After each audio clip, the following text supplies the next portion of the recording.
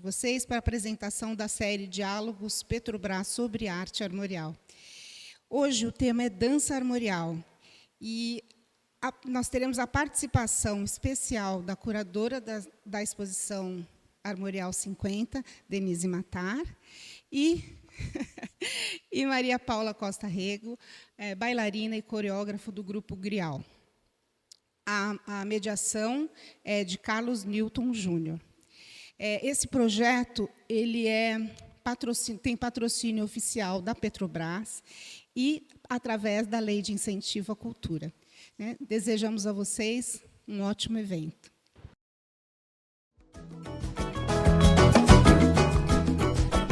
O Brasil é diverso e inspirador. Cada pedaço dele gera um ritmo, um sabor, uma cor. Tudo nessa terra emociona.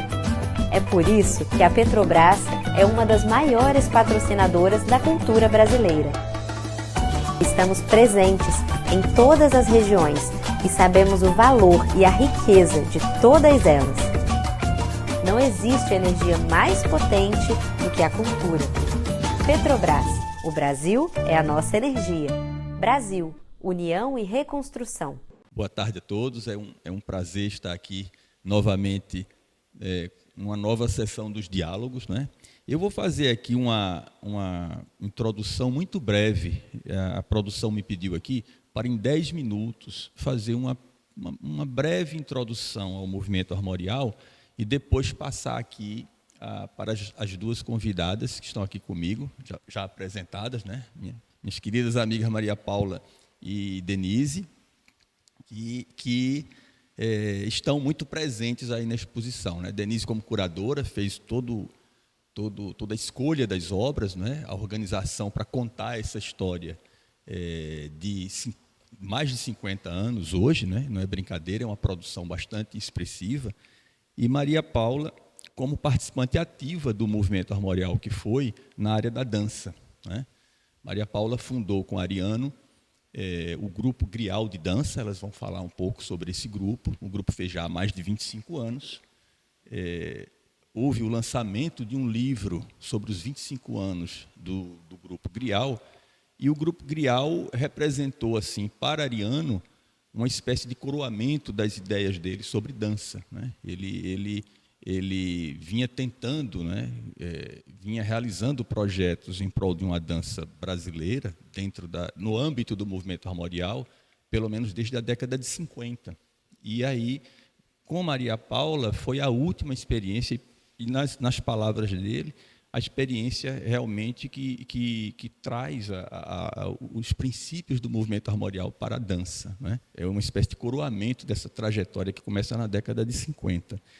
Então, deixa eu só abrir aqui para eu me policiar nos 10 minutos, e depois desses 10 minutos de minha introdução, elas vão falar um pouco vão dialogar, vão fazer um duo aqui sobre o trabalho do Grial e a dança armorial, e depois a gente vai percorrer a exposição para conversar e mostrar para quem tiver interesse de fazer perguntas ao longo, é uma coisa mais livre, mais lúdica, uma coisa, digamos assim, uma aula peripatética, né, assim, pelos espaços do museu, e com mais uns 40 minutos é a programação, e depois a gente retorna para cá, para quem quiser fazer perguntas.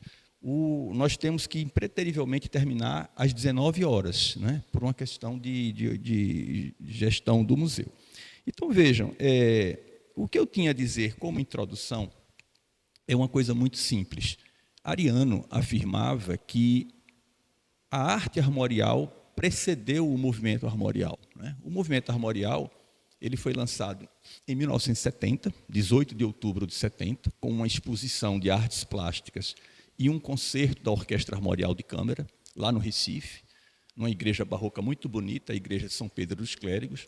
Mas, na verdade, esse projeto, esse lançamento do movimento armorial, que foi uma consequência do trabalho de Ariano como diretor do Departamento de Extensão Cultural da Universidade, remonta a décadas, né? Quer dizer, Ariano começou a pensar nesses princípios que levaram à construção da poética armorial, pelo menos desde a década de 40.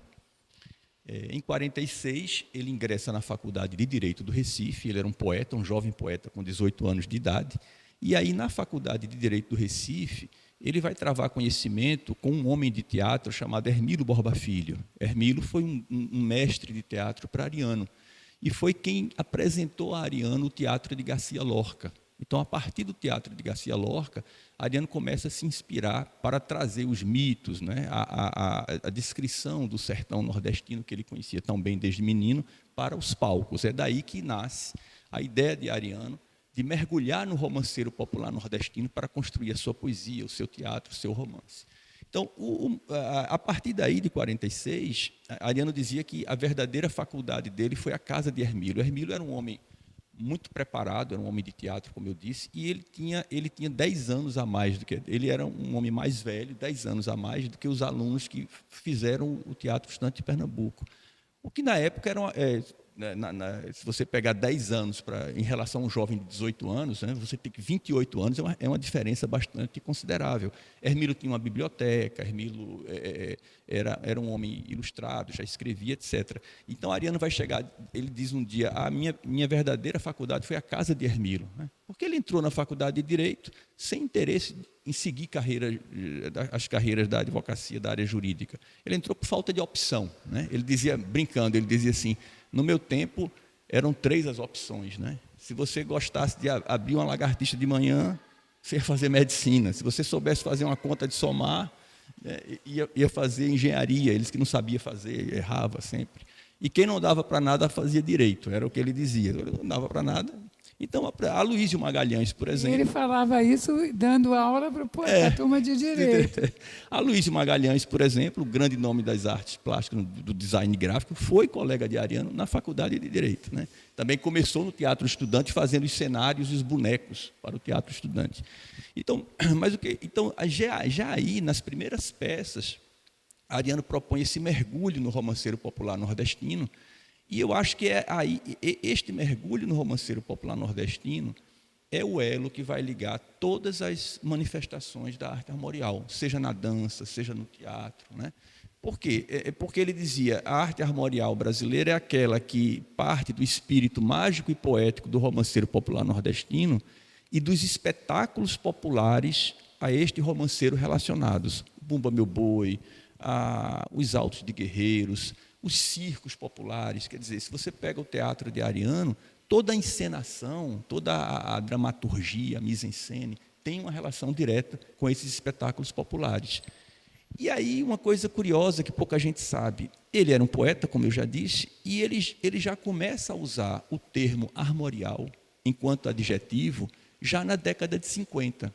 Quer dizer, armorial, o nome que ele escolhe para batizar o movimento, na língua portuguesa, era apenas um substantivo, né? O conjunto de brasões, o conjunto de insígnias de um povo, etc. E ele passa a usar o termo armorial como adjetivo, para identificar uma qualidade numa determinada produção, né? Uma produção que se vinculasse à cultura popular e ao romanceiro popular. Então, já em 50, ele escreve um poema muito bonito chamado Canto Armorial, e que é um poema narrativo que conta a história de um escultor popular que faz um anjo, um São Miguel, né, um São Miguel lutando contra o demônio. É uma escultura, e o poema narra a construção dessa escultura. Então, você veja, já existe a integração poesia-escultura, né? Essa ideia de integrar as artes, sempre uma coisa muito presente nele. Em 61, ele escreve um outro poema, Canto Armorial ao Recife, capital do Reino do Nordeste. E depois, em 63, mais um poema onde ele também usa o termo armorial enquanto adjetivo. Quer dizer, é uma coisa que ele vinha construindo, né? Se você pega o Alto da Compadecida, que é a peça mais importante de Ariano e a mais conhecida, toda ela é construída a partir de histórias do romanceiro popular. Toda a encenação proposta, toda a mise-en-scène proposta é a partir de circos populares, é a partir de Bumba Meu Boi, não é? Então, ela não precisa nem de cenários para você montar o espetáculo, não é? Então, tem essa coisa muito ligada a teatro de rua e assim sucessivamente. Então, a gente pode dizer que o Alto da Compadecida já é uma peça armorial muito antes do movimento armorial ter sido lançado oficialmente. Então, Ariano vem constrói essa dramaturgia dele ao longo da década de 60, depois ele adentra pelo romance, escreve A Pedra do Reino, onde ele já vai ilustrar, é um romance em que ele, ilustrado por ele, E não são simples ilustrações, é uma ilustração que dialoga com o texto. Se alguém um dia, quem já leu A Pedra do Reino, quem for ler, vai perceber que o personagem lança mão das gravuras que são atribuídas a um gravador popular, a um estilogravador popular, um personagem do romance. O personagem lança mão dessas gravuras do seu irmão para corroborar as afirmações que ele faz durante um processo. E as ilustrações são do próprio Ariano, né? Então, aí você já tem também uma integração entre texto e ilustração, que ele vai aprofundar com as iluminogravuras. Então, é todo um caminho que vai desaguar, digamos assim, no movimento armorial em 1970. Né? O movimento armorial não aparece de uma hora para outra. Né? É uma construção muito... É uma construção, são princípios que ele vem construindo muito lentamente. E aí, em 69, ele assume a direção do Departamento de Extensão Cultural da Universidade Federal de Pernambuco e lança o movimento armorial como um projeto de extensão. Então, o movimento armorial é fruto de um projeto de extensão da universidade que foi ganhando força à medida que Ariano foi ocupando cargos públicos e foi fazendo do armorial uma plataforma de ação cultural. Né? E aí ele foi abrindo espaço e orientando e criando, né, caminhos para dançarinos, bailarinos, músicos e assim sucessivamente, como Maria Paula vai dar aqui o depoimento dela. Então, eu disse ontem, vou repetir agora para encerrar a minha pequena introdução, eu tenho a convicção de que o movimento armorial foi a maior contribuição que Ariano deu, né, para a cultura brasileira, para além da sua obra literária, enquanto pensador da cultura brasileira. Quer dizer, e isso é de uma grandeza enorme. Ele poderia ter se acomodado na sua obra, né, na sua dramaturgia, que já era muito reconhecida no seu romance, quer dizer, e já teria alcançado um reconhecimento, né, já teria sido colocado no panteão das letras nacionais com a sua obra. E, para além da sua obra, ele vai construir e vai apontar essa direção. Né? É uma poética, quer dizer, são princípios abertos, é uma direção. Cada artista vai seguir essa direção pelo seu próprio caminho, vai fazer a sua parte. Né? E ele faz isso, e para mim isso é de uma grandeza, de uma generosidade assim, sem tamanho. Né? Esse trabalho que ele vai fazer de apontar, né? de dar motes para que outros criadores venham e façam isso. Então, a exposição reflete muito disso, as iluminogravuras, o trabalho dele como artista plástico, tudo isso está aí refletido nessas preocupações. E todas essas artes acabam dialogando, é o mesmo universo. Né? Ele dizia, por exemplo, que só entendia o teatro como uma arte de síntese. Por quê? Porque ele pensava o teatro não apenas o texto, mas uma indumentária, um figurino, né? um cenário específico. Então, aí você tem o texto, as artes visuais, a música. Né? O teatro era um espetáculo total.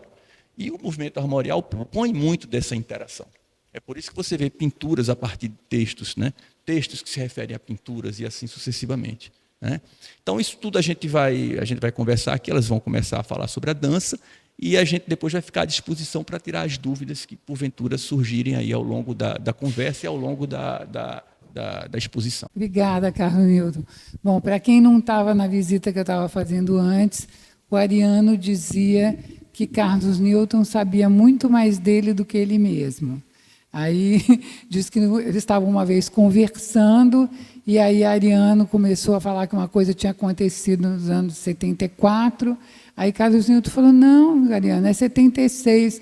Aí Ariano, que é isso, homem, eu sei qual é da minha vida. Aí depois foram ver, Carlos Newton tinha razão. Aí ele dizia, não, Carlos Newton sabe mais de mim do que eu mesmo. Bom, eu queria falar um pouquinho sobre a Maria Paula, a gente vai falar especificamente sobre a dança. Tá? A Maria Paula foi a primeira pessoa que eu conheci do movimento armorial. Nós tivemos um encontro, eu, Regina, e Regina foi a pessoa que me convidou para fazer a curadoria. Eu tinha tido um encontro alguns meses antes com o Carlos Newton e o Dantas, mas foi uma coisa que a gente estava meio que começando. Aí, quando a gente, de fato, começou o projeto, a primeira pessoa que eu encontrei foi Maria Paula. Nós tivemos amor à primeira vista, ficamos já super... Sabe quando dá aquela liga, assim? E tanto que depois, quando Maria Paula fez o livro dela, dos 25 anos do Armorial, que é uma vitória, né, um grupo de dança no Brasil, fazer 27 anos, que faz esse ano, é uma coisa inacreditável. Eu, então, trabalhei junto com Maria Paula. Aliás, o livro está aqui à venda, vale a pena, o livro é lindíssimo. Tá? Então, eu vou começar, eu combinei com Maria Paula que a gente vai fazer uma pequena introdução, falando um pouco sobre a dança e o movimento armorial, e depois a gente vai falar especificamente sobre o grial, e aí eu vou trabalhar com ela, fazendo uma espécie de uma entrevista. Então, aqui, olha, eu repito o que o Carlos Newton disse, né, que o movimento armorial ele buscava uma convergência entre os diferentes gêneros da arte, a dança, a literatura, a música, o teatro, tudo. E o Ariano dizia que a coisa que mais interessava a ele era o cordel, porque ele dizia que o cordel tinha tudo.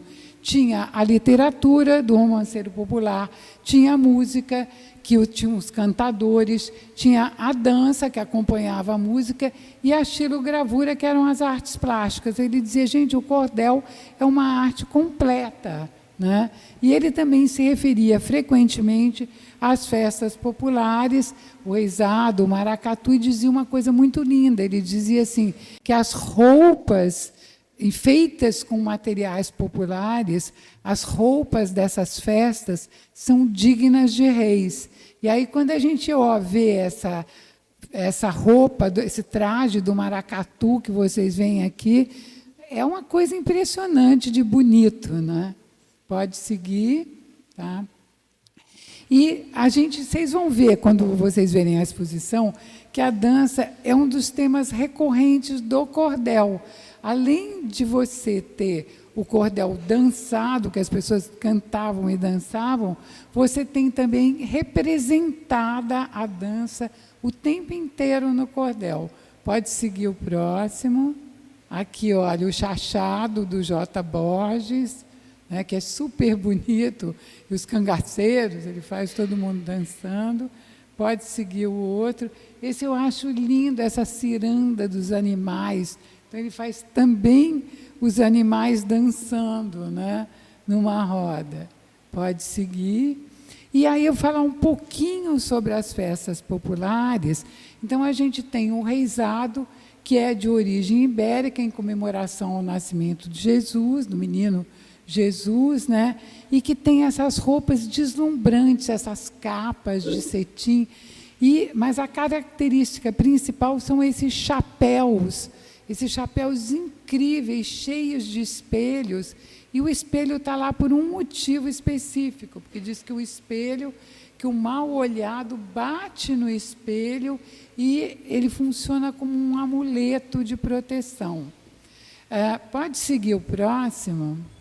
Aqui, na exposição, a gente tem os vídeos das danças, que a gente achou importante mostrar as pessoas dançando, que é para vocês terem uma ideia não só da roupa, mas também terem uma ideia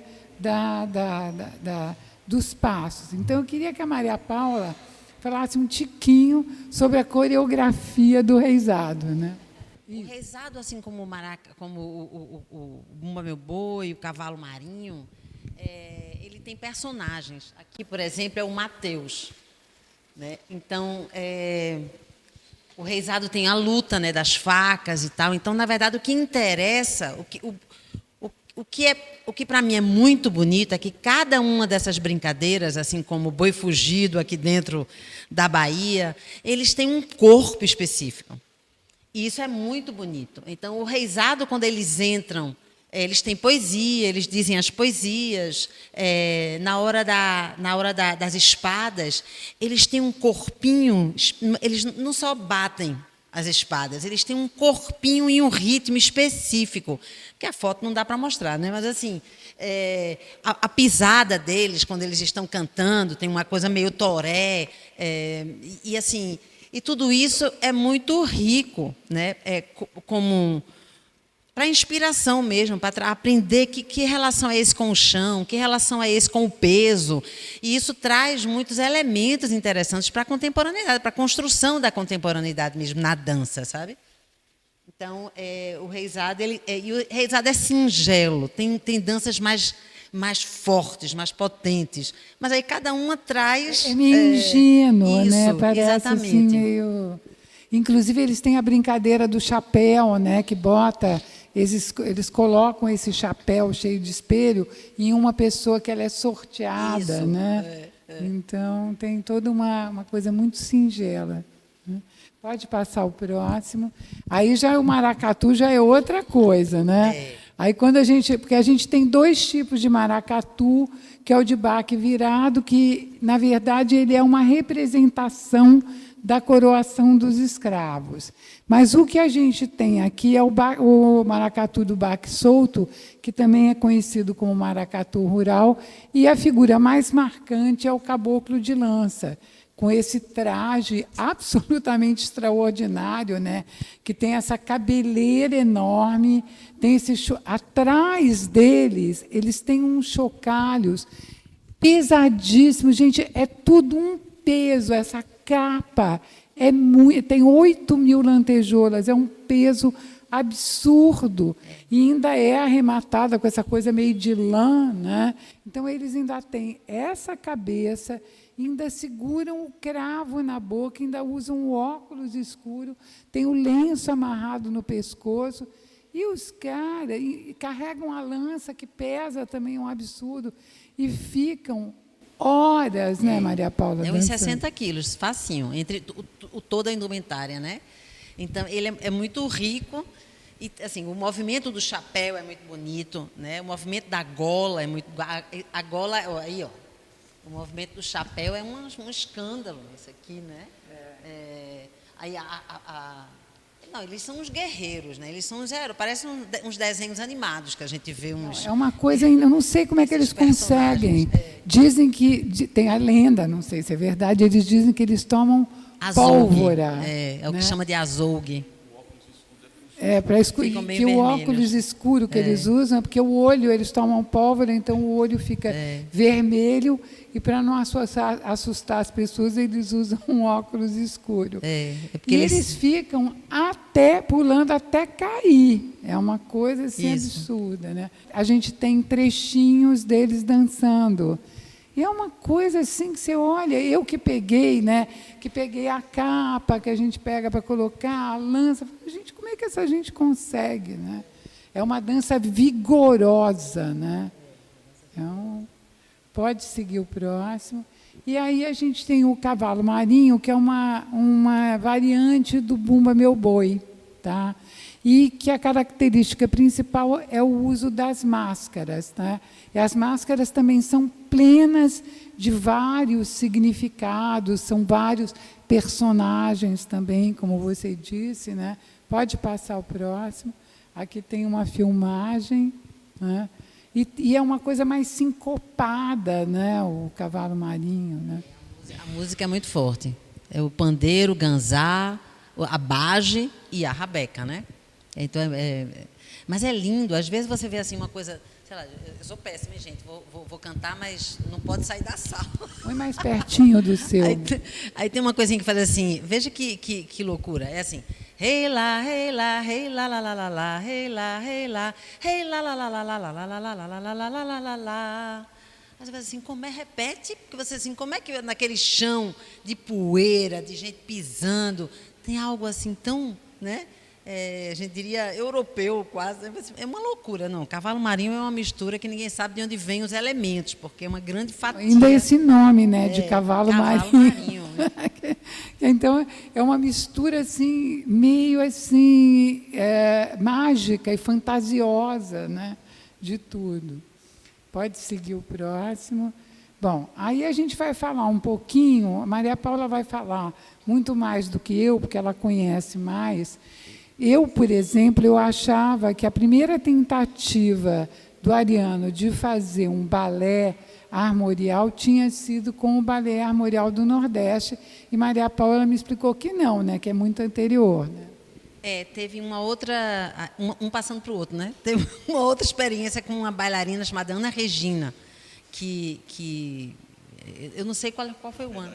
Os medalhões, 59. Então, a tentativa vinha de muito longe, né? Então, vinha com a Ana Regina os medalhões, veio com Flávia Barros o balé armorial, e depois veio com o grial, juntamente com um outro, que era do armorial do barroco ao armorial, que é isso foi exatamente, foi paralela ao grial, isso foi em 97, né? Então, aqui o Balé Armorial do Nordeste, ele já foi criado em 76. Você vê que a gente estava falando que o armorial surgiu mesmo nos anos 70. Então, já é numa segunda fase que o Arial chamava de romançal. Mas também ficou nessa segunda fase porque era uma coisa que envolvia o governo, a prefeitura, então aquela coisa foi se arrastando, até acontecer o espetáculo. Pode seguir o outro slide. Aqui a gente tem duas imagens e, na verdade, o que aconteceu? Ele trabalhou com uma bailarina, que era uma bailarina de dança clássica, né? E o Ariano acabou achando que ficou um pouco clássico demais, né? E não tão popular quanto ele gostaria, porque ele tinha muita...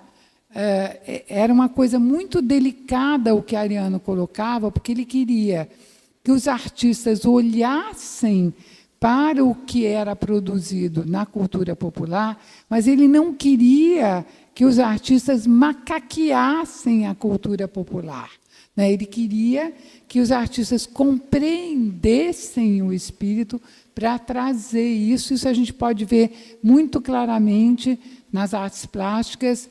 E na dança a gente vai ver no grial, e nas artes plásticas a gente vê no Samico, que é um artista que mergulha nas raízes populares, mas faz um trabalho que não é um trabalho popular, é um trabalho sofisticadíssimo, né? Pode seguir o próximo. Bom, aí a gente chegou no grial. Então, a primeira coisa que eu vou perguntar na minha entrevista para Maria Paula é como é que você conheceu o Ariano? Muito cedo. Eu tinha 16, 17 anos e eu fui para um colégio, e aí eu caí numa sala onde a filha dele também era aluna. Então, nós rapidamente a gente se tornou amiga, né? Porque nós fomos para a mesma sala, e eu não sei por que a gente se olhou e disse, aqui mesmo que a gente fica. Então, a gente já foi amiga desde o primeiro dia de aula. E era uma turma enorme, ela veio com uma turma enorme de amigas de infância, e aí eu já fui me introduzindo nessa turma. Você já frequentava a casa de Ariano? Oi? Você já frequentava a casa de Ariano? Não, demorou um pouquinho, a amizade foi tomando, né? Mas eu não sabia quem era Ariano, porque a gente, sinceramente, faltava cultura. Mamãe era muito culta, mas era uma coisa... mamãe não me introduziu, por exemplo, a literatura, por exemplo. A cultura dela era outra, ela era do sertão, do Piauí. Então, ela vinha... enfim, ela adorava as coisas do sertão. Ela ia para o sertão visitar a mãe. Quando voltava com as bruacas, com uns baús, umas coisas, sabe? A comida. Ela meio que nos introduziu a gostar do que nós éramos. Da terra, né? Então a cultura com a mamãe era outra. Então eu entrei na casa de Ariano e disse, mamãe, eu acho que eu tô frequentando a casa de um senhor conhecido. Isso eu acho que eu nunca contei. Ela, meu filho, minha filha, quem é? Eu disse, Ariano Suassuna. Ela, minha filha, você está na casa de um grande escritor. Aí eu disse, Começou assim. Bom, aí essa moça que foi criada com essas coisas todas, né, do Nordeste, você foi parar em Paris. Queria que você contasse um pouquinho essa experiência. Eu acho que nessa história tem uma coisa muito importante entre a entrada, né, a amizade com Ariano e aí a amizade com as pessoas da casa, Ariano, Zelinha, Dantas, enfim. Ariano semeou, porque um dia eu vi no jornal... Eu já era amiga, né, da família. Eu vi no jornal Ariano, criador do Balé Popular do Recife. Aí eu disse, gente, Ariano foi criador de um balé. Pois então, aí dobrei o jornal, botei embaixo do braço, fui lá na casa dele. Fiz, Ariano, como que você nunca me disse que você criou um balé? Aí ele fez, e você se interessou por isso? Eu fiz, sim. Ele fez, pois vamos ali. Aí me pegou, a gente saiu passeando pelo Poço da Panela. E ele me levou diretamente na casa do diretor do balé, que era André Madureira, e perguntou se eu poderia entrar como estagiária. Isso é a cara de Ariano, né? Ele não iria nunca pedir para eu entrar como bailarina, né? Ele disse, eu gostaria que você recebesse essa menina como estagiária. E aí eu fiquei, a gente foi conversando, mas ele não me disse a ideia que se passava na cabeça dele, né? Aí André fez, lógico, você topa, Maria Paula? E eu, lógico, né? Também me entrei no Balé Popular, fiquei por lá 7 anos, fomos em turnê pela Europa, conheci a pessoa, o amor da minha vida, então, por lá fiquei, quer dizer, voltei ainda para fazer especialização aqui na Bahia, na UFBA, de dança, coreografia. Você morou aqui na Bahia? Morei aqui 1 ano e meio. E aí fui embora para a França, viver esse amor, e foi por isso que eu fui bater na França, por uma história de amor. Não, e ela fez coisas mais incríveis, porque a Maria Paula é a primeira pessoa que eu ouvi falar que fez aquela dança aérea, né? Queria que você falasse. Dança na vertical. É porque chegando lá, quer dizer, a minha formação é de improvisação. E eu acho que essa é o elemento para que a gente conseguisse fazer uma dança armorial. Mas aí a gente volta lá mais tarde. Então, como a minha formação é de improvisação, não é clássica, e eu fui para a terra do clássico, eu não passava em nenhuma audição, né? Botava a mão na barra, a pessoa dizia 573, merci. Aí eu olhava e falei, nossa, sou eu. Aí saía arrasada, né? Até que um belo dia eu fui passando a audição, fui passando. Quando eu cheguei lá, fui eu escolhida para participar de uma companhia que trabalhava de maneira completamente inusitada, assim, com umas redes penduradas, uns filés, umas coisas bem diferentes. E, no final, aí eu entrei, né, virei bailarina deles, e depois, um belo dia, ele fez, vamos fazer uma dança na vertical. Eu fiz, como assim? A gente já faz, né? Ele fez, não, a gente vai ficar pendurada numa tela de 15 metros de altura, que 20 de largura, e a gente vai trabalhar com a técnica de alpinismo. Aí eu disse, gente, vamos. Aí foi uma loucura, né? Porque a gente passou 6 meses perdendo o equilíbrio, porque ninguém fazia naquela época, a gente não tinha referência. Eu conheço muito depois, né? Exatamente. E aí a gente, pronto, aí eu virei coreógrafa dessa companhia, porque eu também passei 7 anos. 7 é um ano cabalístico para mim, né? Passei 7 anos também. Enfim. E aí é isso. Passar o próximo. Aqui eu achei, essa imagem está no livro, é linda. Olha a conversa dele, dá para sentir no olho, né? Acho essa foto maravilhosa. E aí, então, no livro, a Maria Paula divide o trabalho dela em 3 fases. Então, aqui a gente tem a fase 1, pode seguir, que aí a gente vai pegar o primeiro espetáculo, que é a demanda do Grial dançado. E eu queria te perguntar do nome, como é que surgiu o nome Grial e como é que vocês pensaram em fazer esse Grial junto? Esse espetáculo foi engraçado, porque Ariano veio com tudo, assim, quase, né? Ele veio com a trilha pronta. E veio com a ideia... de um balé, e aí na ordem, eu disse, Ariano, essa ordem não dá, e aí porque eu preciso entender que a sensação que eu tenho é que é de uma dança que vai saindo, meio João Cabral de Melo Neto, né? Vai saindo do sertão para o mar. E aí depois ele voltou com o título, A Demanda do Grial Dançado. Aí eu falei, nossa, quer dizer que ele deu o roteiro e ele voltou com o título, né? Então, nasceu aí A Demanda do Grial Dançado, que tinha tudo a ver com o título, o Grial. Né? Então, mas o Grial veio antes do nome. O Grial veio antes, mas o que é Grial?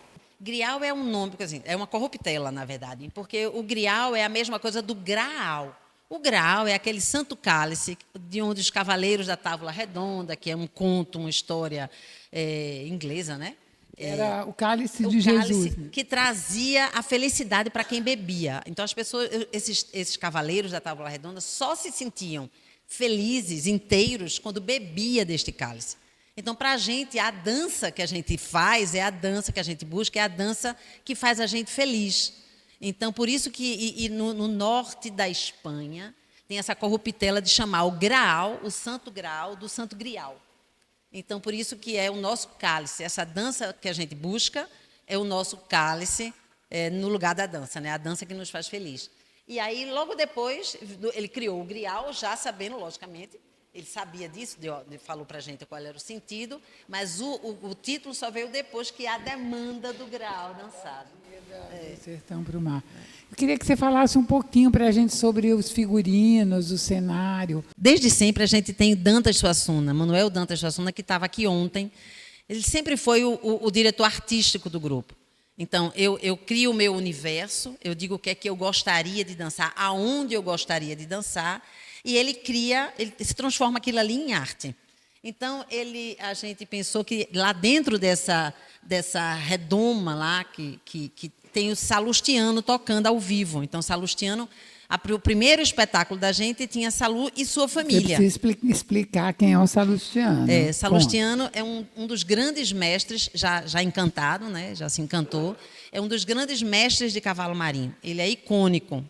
Ele já, eu me lembro que eu fui júri de carnaval em 87, 88, e eu levei um susto quando eu vi aquele maracatu incrível chegando.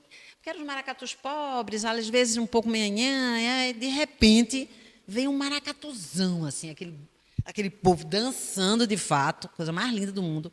Aí todo mundo fazia vrum. Gente, que maracatu é esse? Quem é esse? Eu não conhecia Salustiano, certamente Ariano conheci muito, mas eu não. Então, eu fiquei impressionada com a qualidade, a noção que ele tinha. Ele era um brincante que tinha noção de qualidade, que tinha noção da brincadeira, o mergulho que cada um tinha que fazer para entrar em cena. Ele era incrível. Ele tinha maracatu, tinha cavalo marinho, tinha brincadeira de boneco, né? Ele tinha marionete. Então, assim, marionete não, mamulengo. Então, ele era um homem perfeito, assim.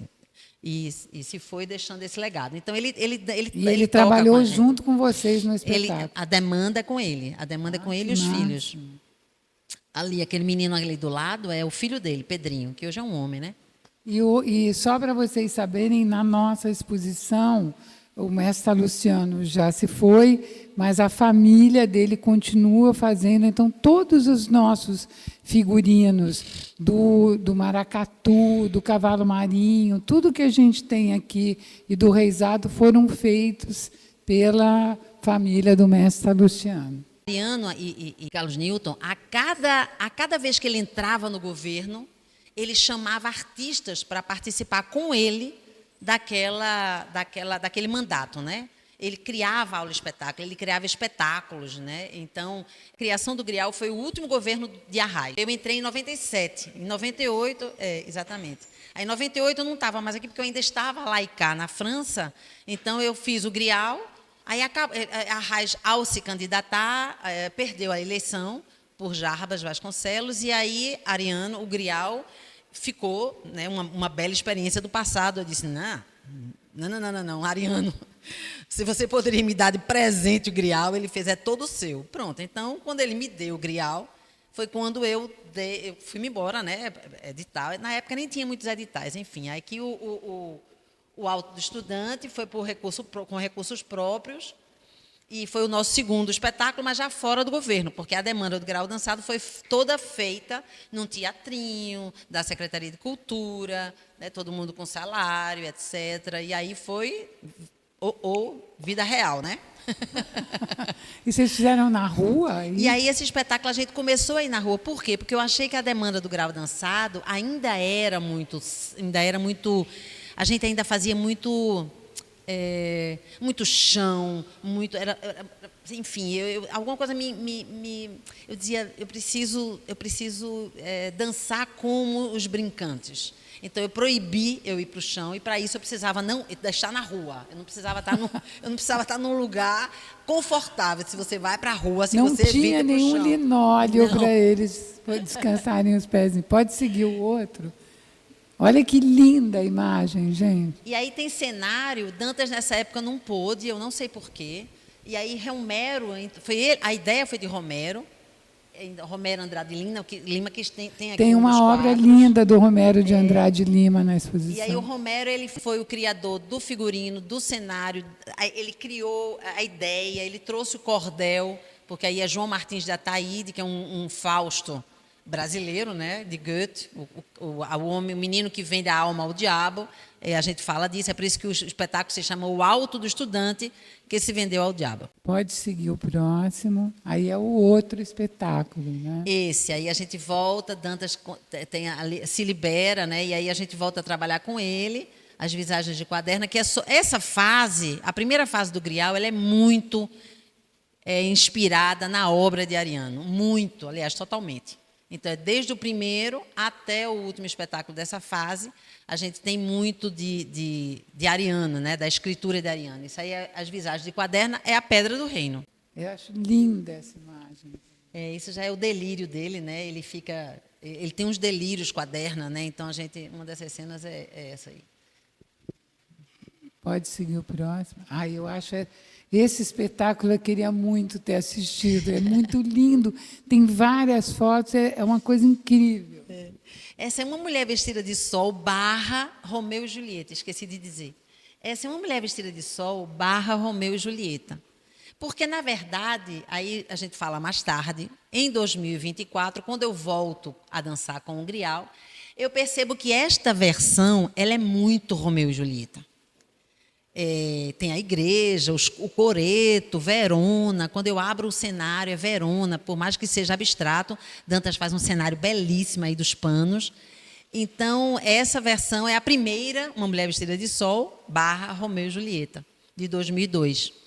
Eu tive a oportunidade de ver recentemente o espetáculo, que, aliás, vai para São Paulo agora, Gente, como é que é o nome daquele dançarino? Mercinho, Emerson. Gente, o cara mexe o corpo dele, é uma coisa assim absurda. Como esse, né? Você sente o corpo todo ali, né? Muito... Ali é o Dani Kleber, mas Mercinho aparece já. Pode seguir o próximo. Aqui não saiu a... Esse é o Hemisfério Sol. Acho que ficou a... Bota o seguinte, vê se ficou o nome. Não ficou o nome do Hemisfério Sol, então você explica. Esse eu trago um pouco, completamente, do que eu fazia na França. Então, eu trago um espetáculo nas cordas, em cima de um trabalho de Ariano, chamado... em cima sobre um livro que fizeram sobre ele, Hemisfério Sol. E aí eu trago, enfim, eu trago poemas dele, poemas do século XV, enfim, é sobre o amor. Esse espetáculo é só sobre o amor. Meu sonho de consumo é reencenar esse espetáculo. Pode passar o outro slide? Aliás, volta um pouco, porque tem um slide anterior aqui. Estava aqui, ó. Título. É que pulou um. Olha que coisa mais linda. Eu vi um videozinho muito vagabundo que tem no YouTube. Nessa época a gente não fazia os vídeos do que a gente mas fazia é uma no... coisa, esse espetáculo maravilhoso. O vídeo é uma tristeza, porque a imagem é desfocada, o vídeo é ruim, a gente não conseguiu transportar, mas dá para a gente perceber que o espetáculo era uma beleza, né? Esse eu fiz aqui na Bahia. Esse eu fiz em Salvador, num projeto incrível, que era... ateliê de coreógrafos brasileiros, de uma Eliane Pedrosa, que ela fez um projeto, enfim, e aí ela convidava 5 coreógrafos do Brasil inteiro e brasileiros que estavam no exterior também, para criar um espetáculo por 3 meses. E esse espetáculo foi criado aqui com metade de bailarinos daqui e metade de bailarinos de Recife. E se chama Pasto Iluminado. E foi apresentado aqui lá? Foi, aqui em Recife, isso. Coisa linda aqui. Pode seguir o próximo. Aí a gente vai chegar na fase 2. Pode passar o próximo. A fase 2 é quando eu decido, assim, a gente já... Eu não estava satisfeita com a pesquisa, né, com a busca por essa linguagem. Que algumas vezes a gente tinha umas saídas, umas soluções corporais, como se fosse uma dança contemporânea, uma dança moderna, de qualquer lugar. E aí eu disse, não, isso não é esse o resultado, então vamos agora mergulhar na cultura popular. A gente não faz aula de mais nada a não ser as aulas de terreiro. Então, os bailarinos, cada um, uma se apaixonou por uma pessoa, foi-se embora, o outro quis fazer um mestrado, foi-se embora, enfim, ficou Messinho e Aldene. Messinho, ele está comigo, Emerson Dias, e Aldene estão comigo desde o segundo espetáculo, desde o Cordel em Azul, que é Alto do Estudante que se vendeu ao diabo, que é o segundo espetáculo. Eles estão comigo desde essa época. Então, assim, na segunda fase, eles são brincantes. Eles não são brincantes, como Mariano diz, de linhagem. Isso é, a família deles não brincam desde sempre. Mas eles fazem parte do entorno dessas famílias. Então, Messinho sempre brincou com Salustiano, Aldene de vez em quando. Então, Aldene, ele é de terreiro, de candomblé, ele tem um afoxé, tem um maracatu. Messinho, ele brinca cavalo marinho, ele brinca caboclinho também, descalço, no meio da rua, com um caboclinho maravilhoso que tem em Recife, chamado Sete Flechas. Quer dizer que esses meninos, eles estavam em casa, né? Quando eu disse, agora vamos mergulhar, eles, porque eles, inclusive, na época, eu decidi que a gente teria aula de dança clássica. Aí, Aldene, ele disse, gente, eu não estou feliz aqui, vamos embora. E foi-se embora. E ele não poderia me dar melhor recado, porque ele fez uma falta imensa. Aldene foi o meu Romeu da primeira versão, dança lindamente. E eu dizendo, gente, o que é que eu estou fazendo longe de Aldene? O que é que ele está fazendo longe da gente? A gente precisa trazer de volta. E foi quando eu disse, vamos mergulhar. Foi uma das causas foi ele, que eu queria ele de volta. Porque eu disse, eu não acredito que um homem daquele, dançando maravilhosamente bem, eu vou afastar e vou continuar fazendo uma coisa que não é nem o que a gente quer, né? Enfim, e aí eu trouxe Aldene, quer dizer, ele mesmo voltou, porque ele viu os resultados e disse, Maria, eu quero voltar. Eu digo, venha-se embora. E aí, então, assim, a segunda fase, eu não faço outra coisa a não ser ir para o terreiro e dançar com os nossos mestres. Então, e convido, né? Alguns eu convido para dançar com a gente. Então, aí tem seu Martelo, que é o senhor, né? Que enfim, é o xodó do Grial. Ali é Fabinho, que também é do mesmo cavalo marinho, que é outro monstro, dança magnificamente bem. E esse espetáculo tem seu Martelo, Fabinho e Messinho. A Aldene não tinha voltado ainda, se chama Brincadeira de Mulato. Ilha Brasil, né? Quando eu convido a família de seu Bio, né? Porque já que Fabinho estava comigo, seu Martelo também. Seu Martelo tinha esse senhor que está aí sozinho virado para cá. Ele está nessa segunda fase, ele está em todos os espetáculos. Então, eu convido os brincantes, os caboclos de seu Bio, são 8 ao todo, para brincar, para criar um espetáculo chamado Ilha Brasil Vertigem. É uma projeção que tem atrás? Oi? É uma projeção? Isso, aí eu já começo. Com Brincadeira de Mulato, isso é uma trilogia. Com Brincadeira de Mulato, eu tinha muita curiosidade com vídeo. Videodança, videocenário. Então, a gente já começa a ter vídeo desde o Brincadeira de Mulato. E essa é a segunda tentativa, com vídeo, para entender qual era... Assim, eu acho a imagem muito forte, né? Ele, num átimo de segundo, ele come o corpo que dança. Então, a pesquisa da gente era como é que a gente acha esse limiar, né? Onde o corpo não perde força em nenhum momento, apesar da imagem em cena. Pode seguir. Aí está seu Martelo, ainda gente, a gente... Olha que figura, né? Eu acho inacreditável, um aristocrata, né? É verdade. Não é? Ele é lindo demais. E aí já é o último, né, da segunda fase, dos mergulhos. Esse foi a barca, onde a gente trabalhou com apenas 4 componentes do Grial e todos os outros, éramos 11 brincantes. E todos eles de cavalo marinho. Então, tinham 4 mestres com a gente. Esse seu Bio era o meu grande amigo. Inclusive, ele assina a assistência de direção no Ilha Brasil. Ele se vai, né, no meio, assim, ele não está mais conosco. E ali atrás, na rabeca, atrás de seu Bio, tem Luiz Inácio, né, Luiz Paixão, que é um rabequeiro incrível. Era com música ao vivo? Era com música ao vivo. Ai, tudo aí foi... Eu realmente digo que eu queimei todos os meus pelos, porque eu cheguei muito próximo do cavalo marinho, mas muito. A estrutura era muito parecida, a música nasceu do cavalo marinho, era uma estrutura mesmo de cavalo marinho, né? A gente estava com os mestres, eles vieram, o que eles diziam eram criados por eles, não eram poesias do cavalo marinho, mas eram criados por eles. Então, eu amei esse espetáculo, eu amei. E se não fosse ele, eu não sairia dessa fase. Pode seguir o próximo, gente.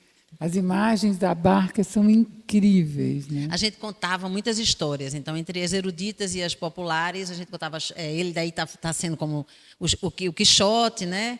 Então, a gente contava da sereia, enfim, a gente saía Romeu e Julieta, a gente contava histórias nessa barca.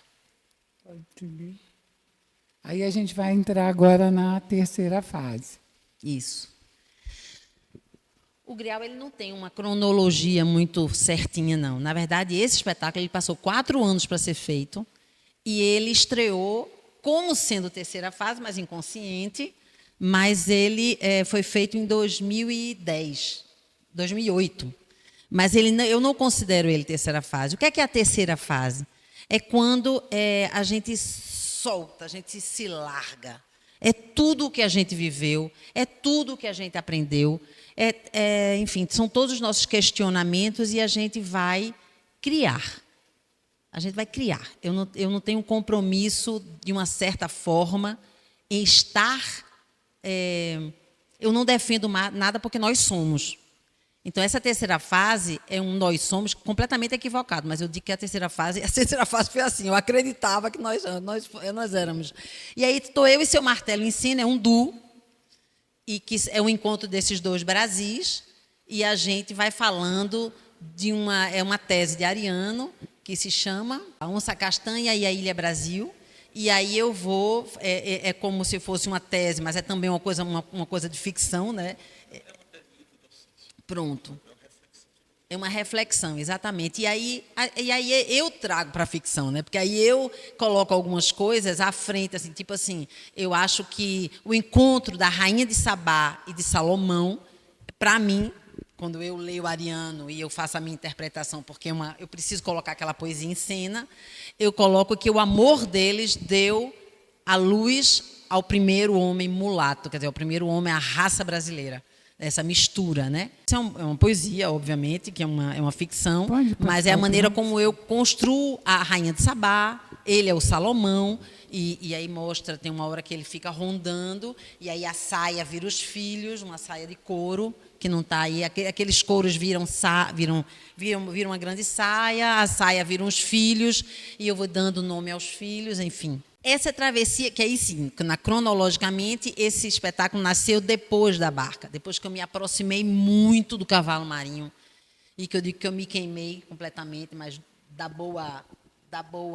do bom calor, nasceu Travessia, com a mesma equipe, quer dizer, quase, né? Veio Linicinha, veio Seu Martelo, enfim. E aí nasce a Travessia, que era simplesmente a história do mundo. A gente fala aí e aí a travessia dos tempos, por isso que é esse cenário enorme, Dantas, porque a gente dança numa arena com 6 metros de altura e o público está dentro. E a gente dança dentro e fora, mas o público não pode sair. Então, a gente está dançando entre o público, que é as cavernas com seus desenhos rupestres. Pode passar o próximo. E a Indicinha, né, que hoje ela é dona de um cavalo marinho, ela já era, mas o pai dela nessa época não tinha se encantado. E aí ela hoje é dona de um cavalo marinho, canta maravilhosamente bem e ela era a cantora do nosso. Aquele figurino vermelho, a gente tem ele aí na exposição. Ó, Isso, essa figurino. Pode seguir. Esse é Terra. Eu acho essa imagem uma coisa absurda. Esse deveria ser um espetáculo com muita gente, a gente não conseguiu fazer, e aí eu consegui fazer um solo que eu tinha que devolver, né? Ele recebeu um prêmio e ele tinha que ser feito, então eu liguei para a Funarte e disse, olha, a gente não tem condição de fazer um grupo, a gente vai fazer um solo. Ele fez, é sobre o mesmo tema, eu disse, é sobre o mesmo tema, que é exatamente a perda da terra para os nossos indígenas, né? Então esse personagem conta, ele começa numa terra imensa, não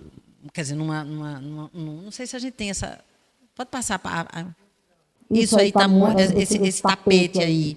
Ele é todo estirado, enorme, com areia, e aí a gente vai, com o tempo, a gente vai morrendo, e esse negócio vai diminuindo, essa terra, esse espaço, e, enfim, aí o espetáculo termina com esperança, isso é, né, avante, mas uma terra menor, uma terra seca espalhada ao redor, enfim, é uma reflexão. Está vendo bem isso agora. Esse foi, a gente ganhou a PCA, o Terra. Esse abô é uma reflexão sobre a beleza do candomblé, a beleza do que... porque, assim, como diz Carlos Newton, que Ariano vinha pensando o armorial há um certo tempo. É porque nada acontece assim, né? A gente vai juntando elementos na nossa vida, até que uma hora a gente tem certeza daquilo. Então, o grial, ele é feito de experiências, às vezes boas, às vezes não, mas a gente constrói com essas mesmo as ruins deixam coisas boas. Exatamente. Então, o abô, todos eles, por exemplo, eu acho terra, eu não vivi no Xingu. Eu tentei, passei 2 anos tentando ir para o Xingu. Inclusive, o espetáculo, o prêmio, se chamava Procultura, e o Procultura tinha dado a experiência de 7 pessoas ir ao Alto do Xingu. Né? E, infelizmente, a gente foi fazer uma turnê de quase 1 ano e a gente meio que se despedaçou, infelizmente. Mas ficamos. Hoje a gente está trabalhando junto de novo, mas foi um período dolorido. Então, quando a gente se separou, eu não conseguia. Passei um tempão tentando ir para o Xingu, mas a nossa comunicação com os povos indígenas, na época, eram muito difíceis. Então, a pesquisa ela vai com a minha ida a Roraima, as minhas caminhadas em torno, né? Eles têm umas casas indígenas em toda Boa Vista, mas eu não entrei numa aldeia. Eu não andei com os meus chucurus, eu não andei com os meus funiões. Então, assim, esse espetáculo Terra horas estudando, vendo vídeo, lembrando do que eu vivi em Roraima, mas ele tem muito pano ainda, né? Eu não vivi o que eu tinha que viver. Então, é isso, a vida é isso. Então, se eu tiver tempo ainda, a gente volta, a gente faz um mergulho mais fundo, mas o que eu quero dizer para vocês é que esse universo é riquíssimo. Todos os nossos universos. O candomblé é riquíssimo. Esse abô era exatamente a beleza que eu percebia nas bordas, porque eu também não sou da casa. Eu tinha 2 pessoas na minha vida, que era Lucas dos Prazeres e Anne, que são da casa, e eles aqui me pegaram uma pessoa cega, porque eu não conhecia, e a gente foi construindo o abô a 3 mãos. Então, o abô é construído a 3 mãos e é sobre a beleza do candomblé. E eu digo a vocês que o mergulho foi até aqui.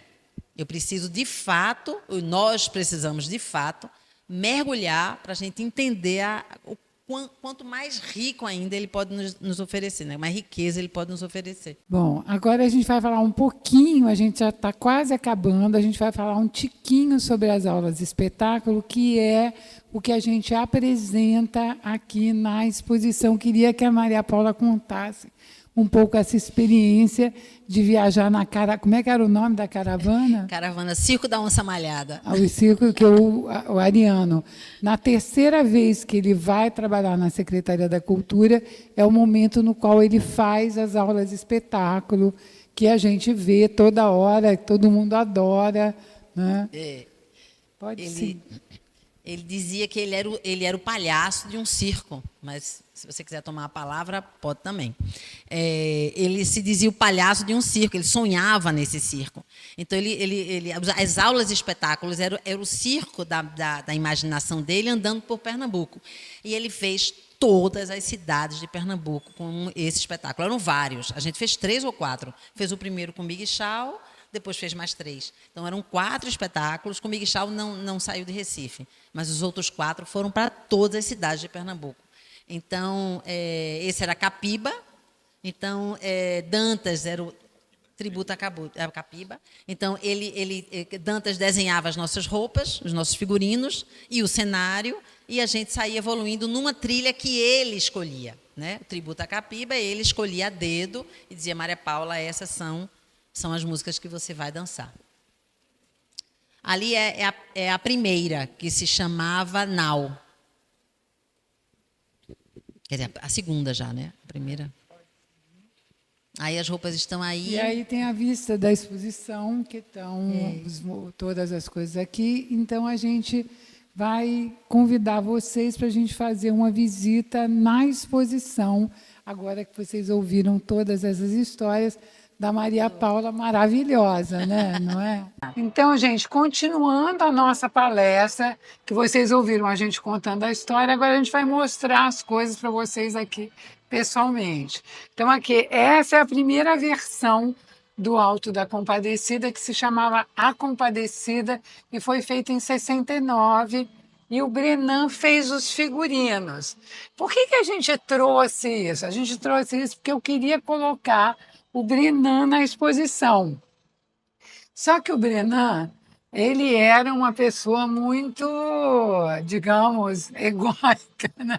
Então, ele e Ariano foram amicíssimos a vida inteira, mas ele participou de todas as exposições do movimento armorial, mas ele dizia que ele não era armorial. Ele parava e dizia assim: eu não sou armorial, eu sou sexual. Então, aí a gente conversando com ele, com o Instituto Brenan, com a oficina Brenan, a gente chegou à conclusão que a gente ia mostrar os figurinos. E os figurinos eram esses desenhos, que são os primeiros desenhos que ele fez.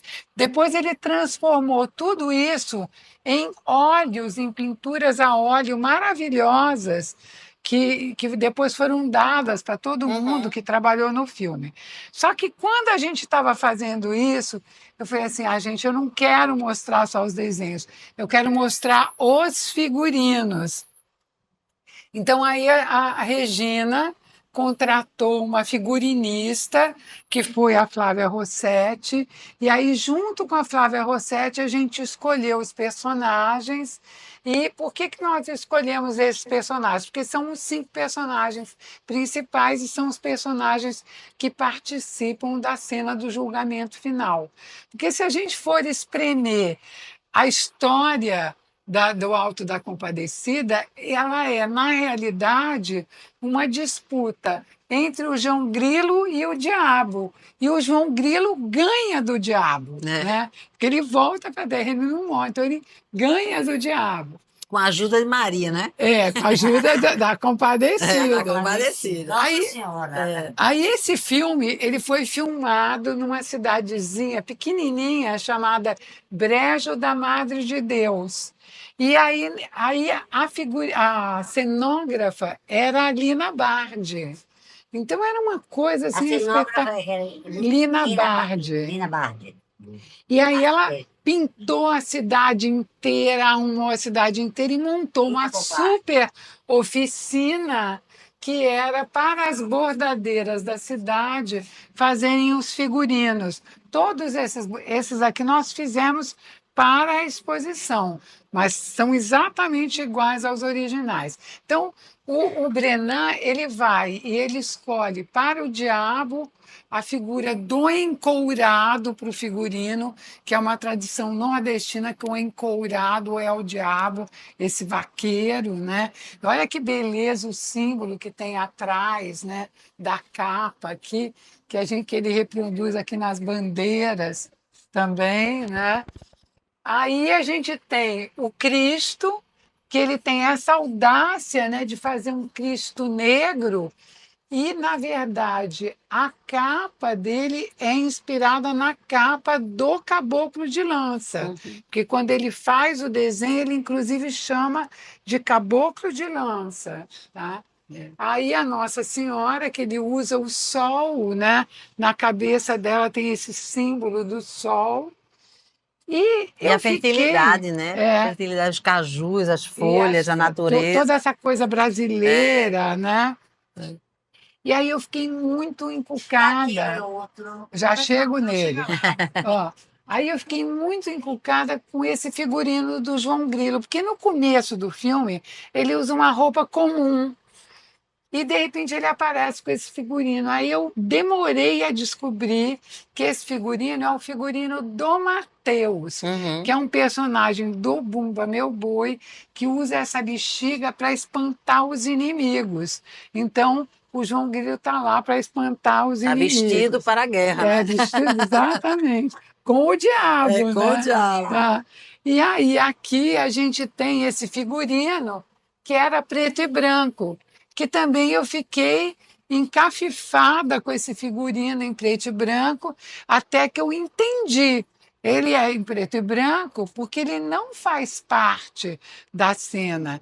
Porque vocês lembram que a Maria Paula falou que o Ariano dizia que ele era o palhaço, porque ele junta a figura do palhaço com a figura do narrador, com a figura do autor. Sim. Né? Né? Não é? O palhaço é o narrador, o autor, são todas essa figura. E esse palpite de ser preto e branco foi da Lina. Eu descobri depois porque Regina Godoy achou a viúva do diretor, do Jonas.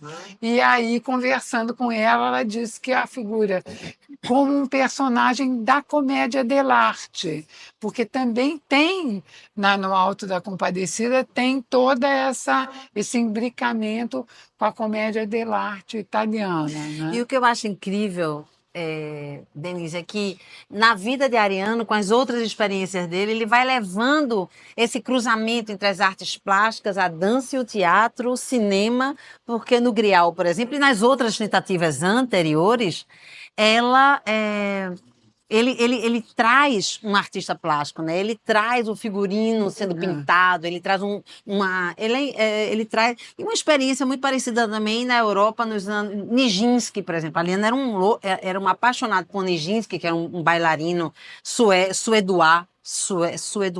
né?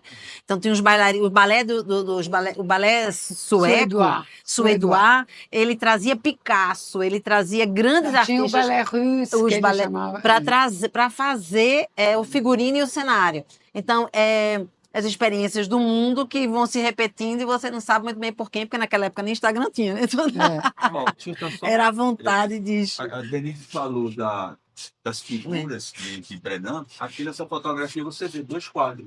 Ele transformou esses desenhos que vocês estão vendo nessas pinturas enormes. O Jonas, dando entrevista, né? E o diretor do filme, George Jonas, ele era húngaro, naturalizado brasileiro. E aqui eu coloquei imagens. Gente, aqui é a cidadezinha. Aqui, gente, olha, o Fagundes aqui. Olha, O gente. Fagundes fazia o Chicó. Jovencinho, né? E, na verdade, o Ariano, ele gostava da versão da Globo, mas ele preferia essa versão da Compadecida, porque essa primeira versão respeitava a ideia dele, que é uma metalinguagem, porque a história começa no circo, e aí é um espetáculo encenado dentro de um circo. E aí você mergulha na história, mas você está entrando e saindo. E isso no filme da Globo não tem, porque eles tiraram o personagem do narrador. E o Ariano não gostava muito disso, porque ele gostava dessa dupla imagem que você tinha do circo dentro e a peça dentro, né? Bom, aí a gente vem aqui para a música, né? Que a gente tem. A gente só faz uma referência porque na exposição, em toda essa exposição que a gente está apresentando, ela é acompanhada de apresentações musicais, vem gente muito importante. Então, a gente tem a viola nordestina, o pífano e a rabeca. Tá? E aqui as capas dos discos, mas justamente a gente faz só uma referência à música, né? E aqui a gente tem um conjunto que o Armorial ele foi lançado, o que o Carlos Newton falou, que ele dizia frequentemente isso, que o Armorial veio muito antes do lançamento do movimento armorial, que é em 1970, com a apresentação da Orquestra Armorial e com a apresentação de uma exposição de arte. Só que essas obras que vocês estão vendo aqui nessa parede, elas, excetuando essa, elas foram compradas pelo Ariano para a Universidade Federal de Pernambuco. Essa que não foi comprada era dele, Ariano, ficava na casa dele. Então, todas essas obras que vieram para a exposição para representar a primeira fase do Armorial, elas não foram escolhidas por mim, elas foram escolhidas pelo próprio Ariano, né? Quando eu descobri que foi Carlos Newton que me falou, olha, Denise, eu acho que lá na universidade tem um acervo. Peças, né? Aí, Regina e eu, nós tivemos, ainda estava os restos de pandemia, a gente teve umas 6 reuniões online para a gente convencer a universidade a emprestar, né? Nós convencemos. Então, a gente tem essa obra magnífica, né, do Miguel dos Santos, né? São Jorge, né? Da Lourdes Magalhães. Essa aqui, na verdade, uma homenagem ao Recife, né, que ela faz. Então, ela coloca a bandeira do Recife, faz uma referência ao Bumba Meu Boi, faz uma referência ao Reisados, né? Ela vai colocar ao maracatu ali, né? Todos, né? Aqui Linda. a gente tem o trabalho do Zé Barbosa e aqui a gente tem o trabalho que o Ariano dizia que eram joalherias, né? Então vocês veem que tem essa coisinha mínima. Quando você chega perto, é uma coisa assim, espetacular. A tudo forma pontinho. como isso, com esses trabalhos do Aloysio Braga são construídos. Não, mas ele faz a coisa de um jeito que parece assim uma joia. Uma joia, exatamente. Além dele ser um escritor maravilhoso, ele era um artista plástico incrível. Aqui tem essa junção dele, né, das artes plásticas com a literatura, e é uma autobiografia, né, dele contando a morte do pai, a viagem dele, ele chegando lá na fazenda, onde ele vai ser criado, a mãe dele, essa figura forte da mãe que vai cuidar de todos, né? E aqui o segundo grupo das iluminogravuras do Ariano. Eu vou dizer uma curiosidade, não sei se Carlos Newton vai deixar de dizer essa curiosidade. Quando ele recebeu a encomenda de fazer, ou ele mesmo quis fazer 50, quantos tinham em cada caixinha? 10. 10. Então. Isso aqui é um livro em páginas separadas e vinha num estojo. Isso, eu me lembro desse estojo. A fofoca é essa, a curiosidade é essa. Porque, como não tinha tempo de fazer naquela época, todos os amigos da casa chegavam para sentar naquela mesa, que até hoje está lá, para ajudar a pintar. Então, ele fazia o seguinte, ó, gente, está vendo? Esse fundo preto, que tem texto e que tem a moldura, vamos dizer, e esses elementos pretos, todos esses são elementos reproduzidos. Isso. Em offset. Fazia matriz. Né? E aí depois eles eram pintados à mão, um a um. Isso, um a um. Aí eu estou vendo aqui até um defeitinho aqui, ó, uma perinha que é pintado pela metade. Eu disse, será que fui eu, meu Deus do céu? Mas esse é o mais caprichado que eu vi de todos, até hoje.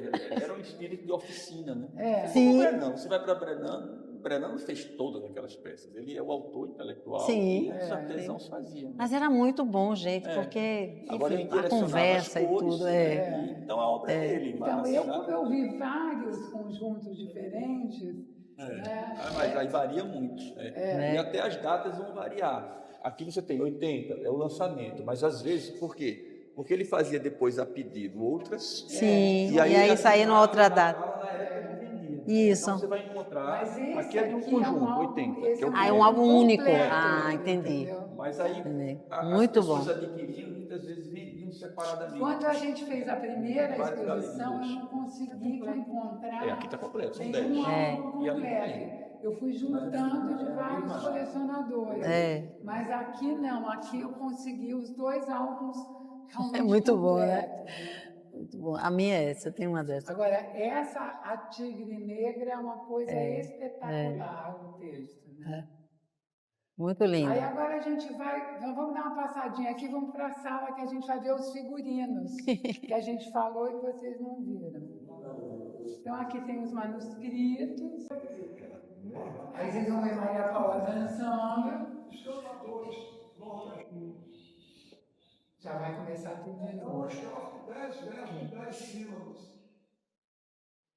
E os cantadores, ora fazem testes sérios, ou ora fazem testes. Aí são já 3 aulas diferentes, né? Que essa é uma, aquela é outra e aquela é outra.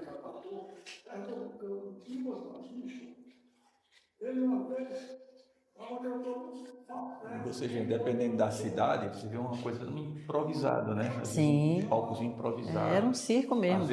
Às vezes na cidade não tinha nem um palco, então se fazia numa praça, né? Numa praça pública. Às vezes no ginásio. E aí Ele lotava, né? E esse, o bailarino que está de azul, Chau, ele chamava de Nijinsky.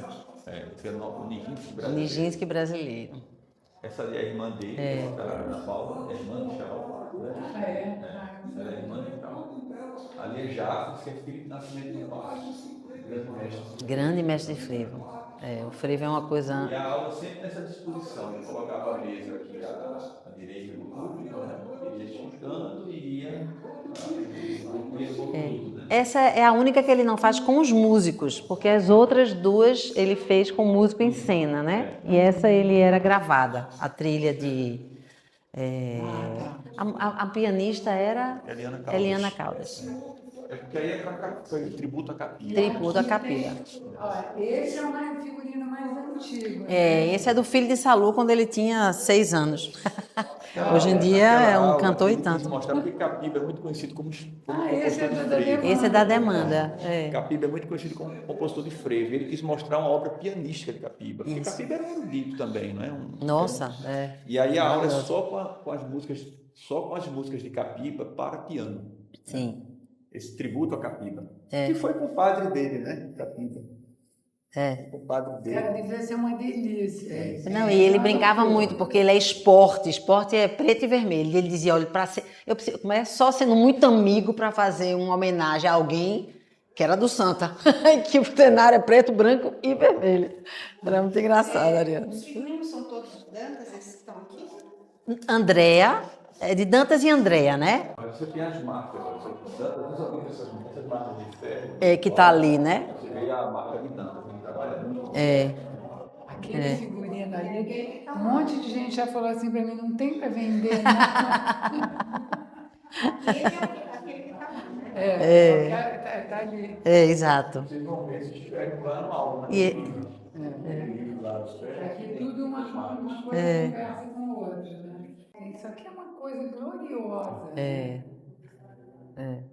Agora imagina isso se mexendo, tudo, né? Isso aqui nós substituímos para a exposição, a gente colocou essa parte de trás, que é de madeira, a gente colocou de isopor, porque a gente punha o de madeira E o povo figurino vivia caindo. A gente tem várias imagens do caboclo caindo para o lado, caindo para o outro. Aí a gente botou o negócio de isopor atrás, porque no primeiro lugar a gente fez tudo lindo, botou, inclusive Mas com o tempo, cintos, basta... Nem o povo não vê, né? Então não adianta. Eu só pensando, eu e a figurinista, gente, como é que o cara consegue dançar com isso, gente? Não tem ideia o peso que é. Agora, o corpo que o Grial pesquisa dessa dança é quando eles estão no ensaio. Então, eles não ensaiam com isso, né? Eles ensaiam com uma roupa que se chama... É uma calça que na borda tem isso aqui, uma blusa coloridíssima, que isso é que é a marca registrada dos ensaios. Isso tudo está embaixo. Está embaixo, então é uma roupa... Deixa eu ver se eu consigo segurar aqui, sem deixar ele cair. Cuidado, porque esse figurino cai. Ó. Ó, esse aqui é bonita, mas é bem viva, umas flores coloridérrimas. É cirola, é isso aqui. É porque não dava para ver, porque a gola está mais alta. Mas isso aqui é típico. Quando eles vão para o ensaio com essa roupa aqui e segurando um pedaço de pau. E o corpo, gente, o corpo é dança contemporânea pura. Então, não tem coreógrafo que chegue lá e não se encante. Então, o cavalo marinho, o maracatu, ele é lindo, mas isso aqui é para o carnaval, né? Quando eles vão para a cena, né? O ensaio é a riqueza do corpo também, né? Na sua maioria. E essa é a lança que eu falei para vocês, que Isso. pesa pra caramba, né? É. Aí aqui ela fica toda coberta pela coisa, mas ela Isso é pesadíssimo, porque essas fitas não tem como. E quanto maior a lança, maior né? Mais poderoso é o caboclo. E aí a gente tem o cordel maravilhoso, que a gente tem as histórias. É um universo sem fim. Um universo sem fim. Então é isso, gente, que a gente queria mostrar para vocês. Querem voltar para a sala? Fechar? Vamos. Eu queria saber como foi que você deixou de ser estagiária, passou a ser bailarina. Eu fiquei curiosa com essa passagem. Olha, um bom pedaço foi o divino. Porque, na verdade, quem me dava aula era a mulher de André Madureira, a vice-diretora, né, como se chama. Mas foi um tempo difícil para a irmã dele, que fazia parte do espetáculo, porque ela ficou grávida, teve uma gravidez muito delicada, frágil. E aí eu já estava há mais de 5 meses brincando com eles, assim. Quando eu digo brincando é porque já na pesquisa, né, o brincante, né? Eu já estava ensaiando com eles, eu ia na casa dele ensaiar. Então, enfim, já era há 5 meses já me conheciam. Então, quando Ana disse que não iria, que não poderia viajar, eles tiveram uma proposta de ir para Israel.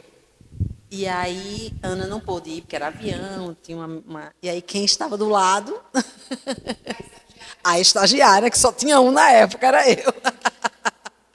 E aí, eu, caí no Balé Popular, e aí, dali foram 7 anos, e Biriba entrou um pouco mais tarde, quer dizer, um pouco mais adiante, mais tarde não, um pouco mais adiante, no Balé Popular. Então, Biriba dançou comigo quando a gente foi para a Europa, França, passamos 3 meses, e aí ele se apaixonou por uma outra bailarina, veio morar aqui em Salvador, são professores, completamente. Foi uma história de amor para todo mundo, né?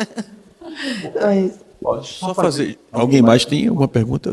Boa noite. Felipe. Minha pergunta é se tem algum espetáculo sendo ensaiado atualmente ou se tem uma pretensão de algum espetáculo futuro. A gente, nesse momento, vai entrar em cartaz agora. Eu parei durante 4 anos. Né? O impeachment, Bolsonaro, papapá, e aí eu dei uma pandemia, e dei uma parada mesmo de 4 anos e meio. E aí eu retomei o ano passado com uma releitura de um espetáculo que não está nas fotos agora, mas como eu tinha visto que Uma Mulher Vestida de Sol, Romeu e Julieta, era muito shakespeariano, eu remontei, como eu estava voltando, eu disse, gente, eu sei que eu estou em outro lugar, mas eu não tenho o que mostrar em edital, você tem que mostrar vídeo e tal. Eu disse, vou fazer o Romeu, porque é o que eu mais sinto falta de ter uma visão arianesca. Então, eu disse, eu vou fazer essa Mulher Vestida de Sol, Romeu e Julieta. Então, eu apresentei e criei uma outra versão de Uma Mulher Vestida de Sol, que é com um poeta do sertão chamado Miguel Marinho, que é pandeirista. Então, ele é a voz e a música e o poeta. Ele faz o personagem, o casal principal, né, que é Francisco e Rosa.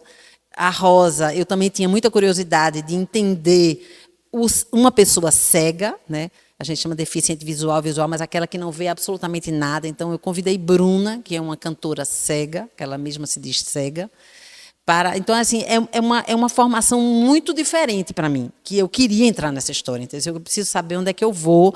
Né? Ariano se foi, e depois, 2 anos depois, eu parei realmente o grial, parei de dançar, porque entrei no governo. Então, enfim, eu disse, é a retomada. Então, nessa versão Uma Mulher Vestida de Sol, que a gente vai entrar em cartaz, quer dizer, já entrou em cartaz na Caixa Cultural, nos apresentamos aqui e ali, vamos nos apresentar em Recife e vamos para São Paulo, dia 23 a 26 a gente dança no Sesc.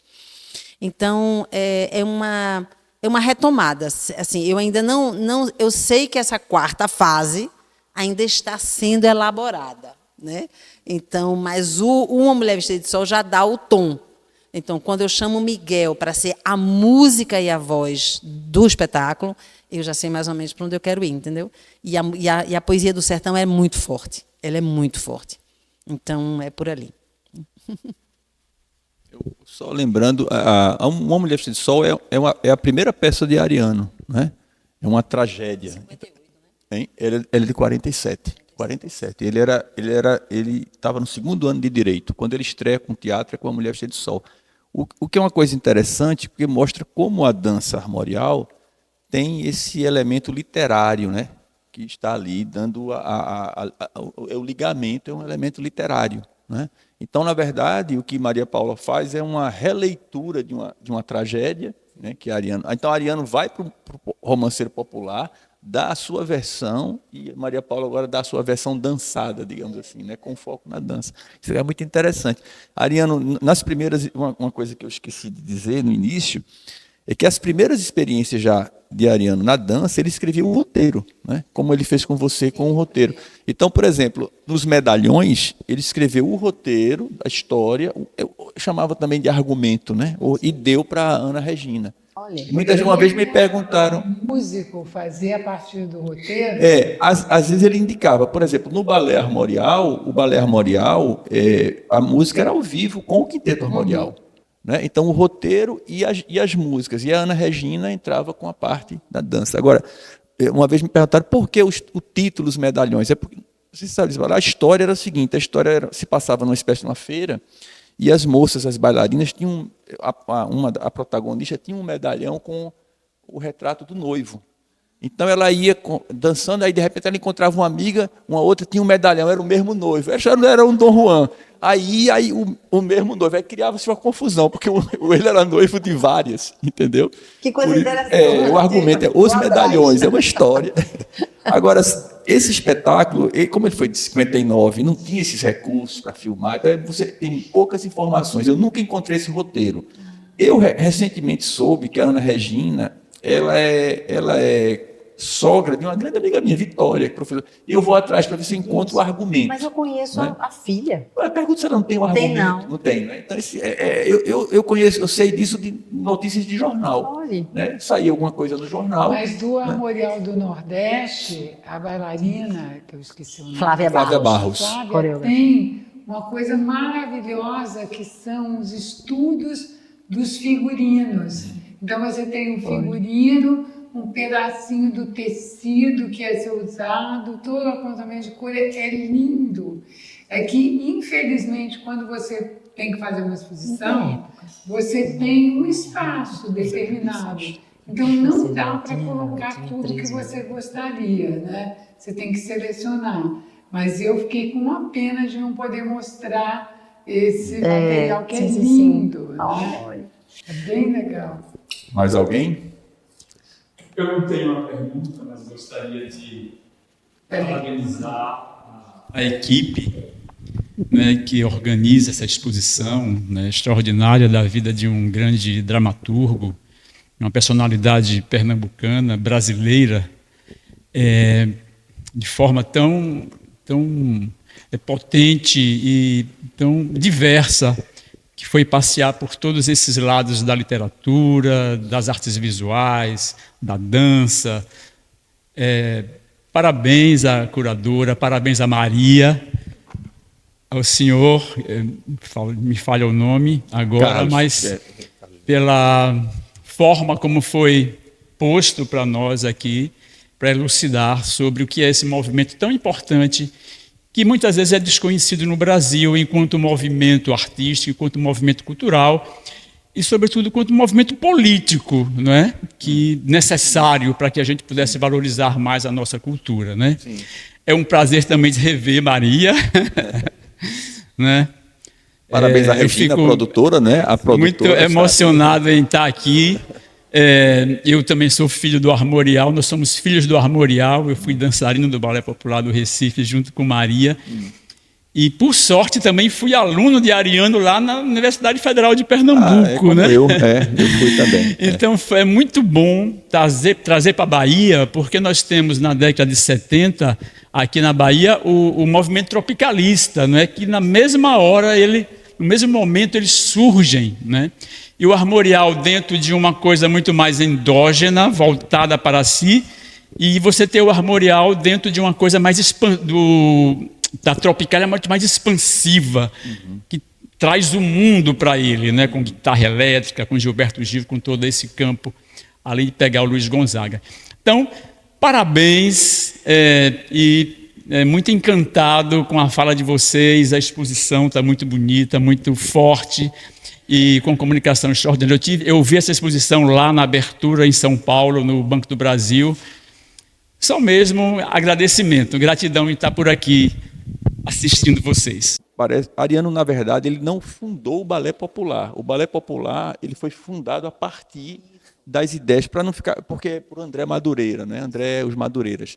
Na verdade, o Balé Popular ele é uma consequência, digamos assim, da experiência do Balé Armorial. Foi um desdobramento. E aí acho que a fundação oficial acho que é André, não é? André Madureira, que é, por sinal, irmão de Zoca Madureira, que foi o líder do Quinteto Armorial. Essa família Madureira é do Rio Grande do Norte, daquela região de Macau, né? É um pessoal muito talentoso, em todos eles. O André, ele tem um irmão, o Antúlio Madureira, que faz coisas maravilhosas, o Zoca Madureira, né? Então, um pessoal muito talentoso, né? O André, recentemente, nos deixou, né? O André, que foi o coreógrafo, né? E a sobrinha dele, é muito louco, porque a sobrinha dele dançou no Grial também, né? A sobrinha Vivi, que ele chamou para do barroco ao armorial. E aí, do barroco, exatamente. Eu me lembro que quando ele me chamou para criar o Grial, ele fez: eu gostaria também que você, se possível, porque a Ariana era cheia de dedo, né, para dizer que, para pedir um negócio, não é possível, se é possível de você olhar esta menina. Aí passou um vídeo. Quando eu olhei, eu disse: gente, essa menina brincava entre a gente, ensaiando. Tu lembra, Biriba? Vivi piveta, ensaiando, a gente ensaiando, e Vivi correndo entre a gente. Eu disse: gente, é um prazer ter Vivi conosco. Isso é do balé pro Grial, eu acho. Enfim, Vivi ficou, não sei quantos, acho que 7 anos, 4 anos, sei lá, 5 anos com a gente. E ela mora em São Paulo hoje em dia. Muito bom. Queremos agradecer a presença de todos, né? Agradecer novamente a Denise, a Maria Paula, que estiveram aqui, a Regina, nossa produtora, né? Isso tudo dizer começou. Que a exposição fica até 20 de outubro. Então, nós temos a série de música que vai acontecer de 18, 19 e 20 de outubro. Dia 18 vai ser na igreja, 18 de outubro é o dia do nascimento. O lançamento do movimento armorial. O aniversário, né? O aniversário armorial vai ser na igreja, aqui no final da rua, aqui no nosso pátio. Paróquia da Vitória. No dia 19, no dia 18, a gente tem a Ana, líder do Sérgio Vaz, a Ana de São Paulo, o Sérgio de Pernambuco, e a gente tem o quarteto, que é o quarteto daqui da Bahia. Esse sexteto vai ser apresentado pela primeira vez. Dia 19, a gente tem a Camerata Harmonize, que é regida pela Turma das Andas, aqui da Bahia. E dia 20, a gente tem um cortejo de maracatu para encerrar a maravilha. A gente aguarda vocês também. Toda a programação é daqui. E provavelmente sai o catálogo, né, da exposição daqui até o final do mês, né? Disponibilizando o catálogo, tá bom? Então, muito obrigado a todos. Obrigada, gente. Obrigada. Uma boa noite para todos nós.